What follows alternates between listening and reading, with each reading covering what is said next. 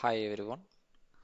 So to be continuing from the previous session, so I have explained about user types and default things. So today we will see practically, we will try to create a user and we will observe all these values. So normally there are a couple of configuration files in the user management. So each and every topic having the respective configuration files, which all are exist under /etc. Okay, so this is the default directory in Unix flavors, all Unix flavors. Okay, so this is the default directory which will be having all your configuration files. So your system configuration file as well as your application configuration files. So /etc passwd. This is the configuration file which is having all your users information. Okay, so let me log in my server.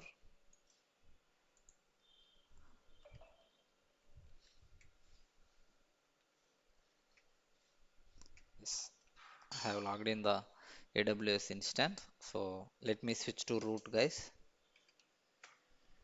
Yes. Now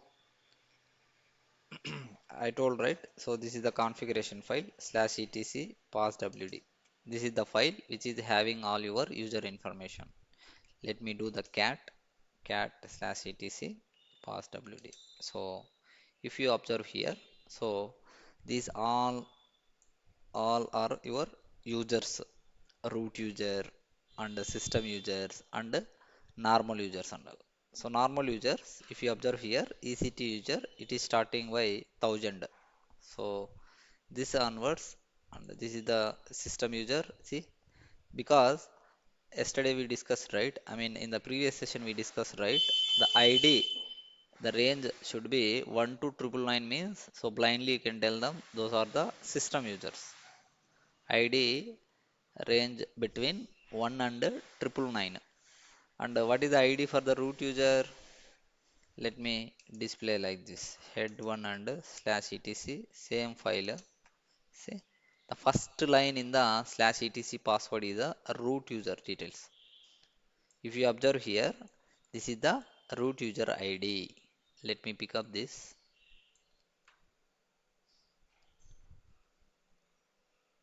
Yeah. So the moment I displayed this /etc password, which is having all your user information, right? So this one. So each there are a couple of columns here. So each column is separated by the colon. Okay. So if you observe here, yes. So the first one is the user name, and you can ignore this. So later we will discuss about this X value. And the third column is the user ID. This is the group ID, and this is some description. And this is the root user home directory. So normally here I have written /home /sktech because this is the normal user. All normal users are should be under /home, but root user home directory is /root. Remember, guys. Sometimes this will be the interview question. And the normal users it will be under /home/ the respective user name. The directory, the respective user name under /home. So here /home/root is the root users home directory, and we discussed, right, default shell is the bin bash. Now let me get the same information for EC2 user. So let me display in this way: tail -8, okay, /etc, same file. Yes, this is the one. Let me pick up these values.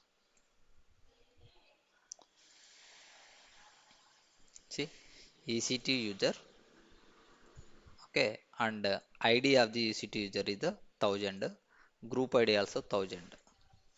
Okay, so description, so this is the description. If you observe here,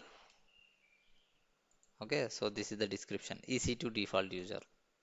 Now home directory, this is the EC2 user home directory /home/EC2 user, because EC2 user is a normal user. So normal user, all normal user home directory is under /home only. and the shell is this one, bin bash. So here also bin bash. That's it, guys. Now let me create a user called sktech and we'll observe the output. Okay, so you know, right, how to create a user add and username. ID has been created. But how to verify, guys? So there is another very useful command which is ID and username. If you do this, so if the user is exist, then it will show this output like 5001, 5001 and groups 5001. Why it is taking 5001? Okay, anyhow, user has been created. Now let me verify.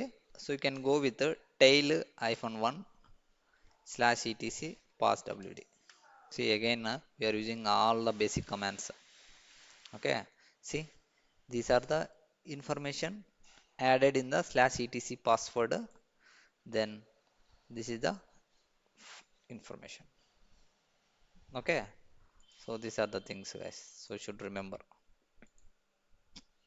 Okay, by default, normal user having a null description, guys. So you can add it later.